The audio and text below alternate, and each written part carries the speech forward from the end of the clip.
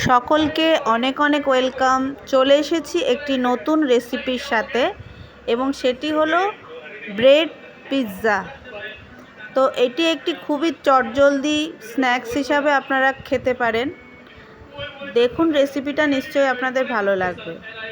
তো সবার প্রথমে আমি ব্রেডগুলোকে হালকা করে একটু সেঁকে নেব।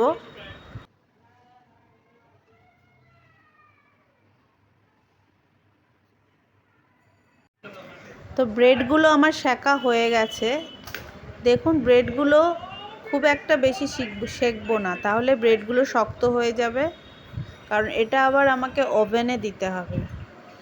তো এরপরে আমি একটি সস তৈরি করে নেব। যেহেতু আমার বাড়িতে পিৎজা সস ছিল না, তাই আমি এই 3 রকমের সস একসাথে করে একটি সস বানাবো। 1 চামচ টমেটো সস, 1 চামচ চিলি সস এবং 1 চামচ টমেটো চিলি সস।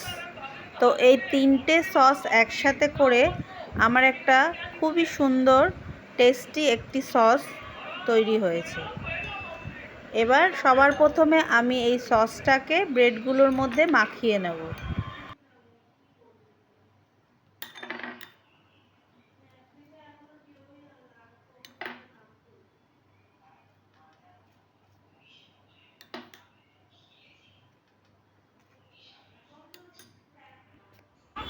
ব্রেডগুলোতে ভালো করে সসটা মাখিয়ে এরপরে আমি এতে কিছু ভেজিটেবলস দেবো। আমি এখানে পেঁয়াজ, ক্যাপসিকাম আর কিছু সুইট কর্ন নিয়েছি।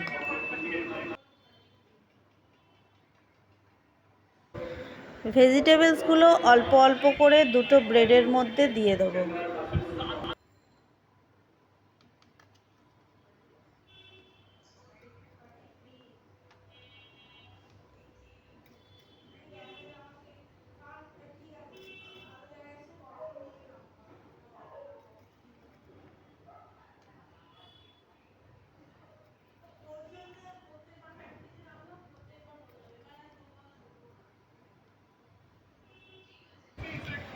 এবার আমি চিজ গ্রেট করে এই ব্রেডগুলোর ওপরে ভালো করে দিয়ে দেবো। আমি এখানে কিউব চিজ ব্যবহার করেছি, আপনারা চাইলে স্লাইস চিজগুলোও দিতে পারেন, সেক্ষেত্রে টেস্টের কোনো হেরফের হবে না। তো এবার এই ব্রেডগুলো আমি ওভেনে দিয়ে দেবো।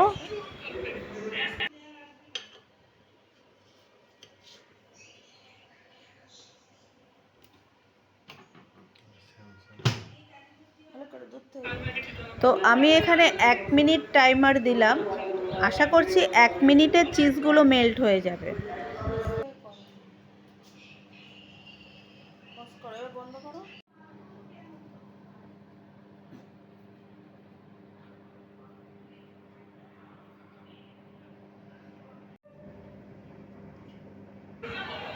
তো আমার 1 মিনিট হয়ে গেছে।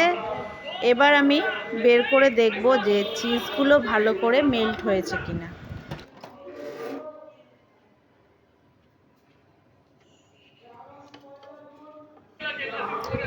হ্যাঁ, দেখুন চিজগুলো ভালো করে মেল্ট হয়ে গেছে। তো রেডি হয়ে গেছে আমার ব্রেড পিৎজা। এটি দেখতে যতটা লোভনীয় হয়েছে, খেতেও খুবই টেস্টি হয়েছে।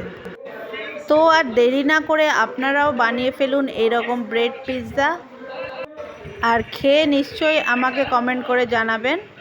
আমাদের সঙ্গে এতক্ষণ থাকার জন্য অনেক অনেক ধন্যবাদ।